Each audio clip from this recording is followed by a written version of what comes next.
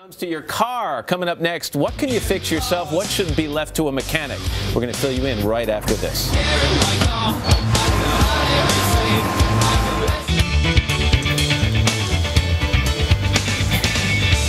This morning on Going the Distance today, when do you need a mechanic? Americans spend about $40 billion every single year to have their cars serviced.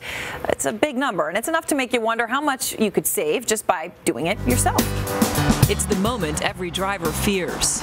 Everything seems fine with your car, and then a flat tire, a much-needed oil change, or worse. Had to get towed to a place, and then they had to put a whole new AC system in there, which cost a lot of money. A lot of money, time, and potential heartache. Enough to tempt some people to try their hands at the repair. I learned how to change my brakes, and I actually used to do my regular oil changes. But not everyone feels that comfortable under the hood. I don't even change my windshield wipers. I replaced my first headlight last week, and it was a big deal. I can pretty much know where the engine is, where they change the stick thing out. That's all I know. I can relate to what she was just saying. I was out in the plaza with Matt. I couldn't come up with the name of that thing either. So what can you do yourself, and what should you leave to the experts? Lauren Fix is an automotive expert and the author of Lauren Fix's Guide to Loving Your Car. Good morning. And by the way, you love your car. You've got many cars. Many cars. You race cars.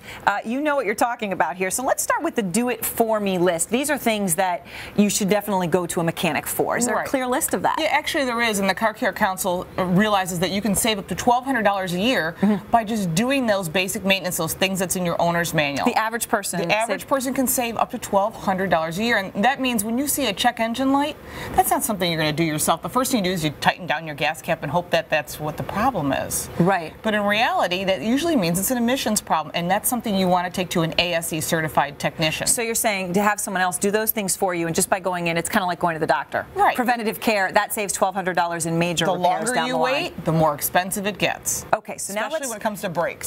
To brakes. Okay. Brakes and engine problems. When you hear noise, don't wait. Get on it right away, because the longer you wait, like I said, it's the domino theory. Okay, so now you can save money by taking it in for your regular checkups. But what about stuff you should do for yourself? Do you have a list of that? Absolutely. And wipers well, the first and things? thing is your tire pressure. You can check your tire pressure once a month, and actually it will help give you longer life. Right. And I recommend using a digital tire pressure like gauge. This one. Not like this one, which a lot of people may have seen. This is like a bike.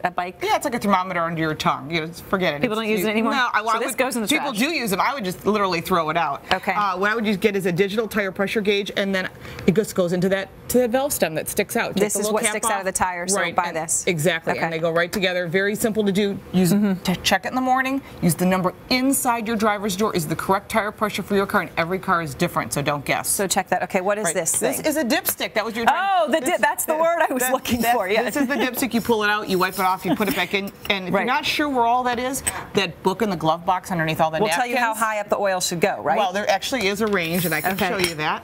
There actually is a range, and I don't know if you can see this here, but there actually is a range that says full, and if you can see that, and then you right in that range. So did you change your own oil? You can do it yourself. I actually tell you how to do it in my book. It's very simple. If you don't want to do it, use full synthetic oil. That's my personal opinion. It does make the car last longer, the engine lasts longer. All right, one more. Air filters. These are the lungs of your car. Make sure you replace them 2 to 3 miles to the gallon, and 80% of your driving decisions are based on visibility. So wiper blades and headlights are critical. Make sure you replace them. Headlights every other year, wiper blades every year. I remember trying to put on wiper blades. Easy. Then I had a giant gap where the wiper blade didn't quite fit well, but basically you can do it. The new flat blades are great, and if you ever have windshield chatter, you know, like especially in a minivan where it doesn't ever contact the glass, use the new flat blades and you won't have that problem. Good year-round, too. You don't need a winter blade then. Okay, so now when I do go in to get service, is there a way I can tell when I'm getting a highly certified mechanic or somebody?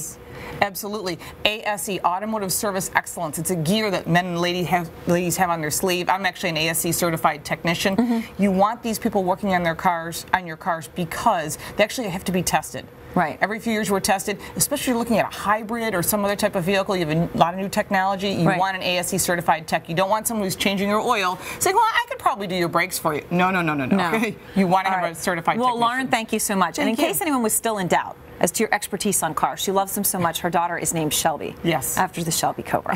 All right. Thanks so much to you, Lauren. We appreciate it.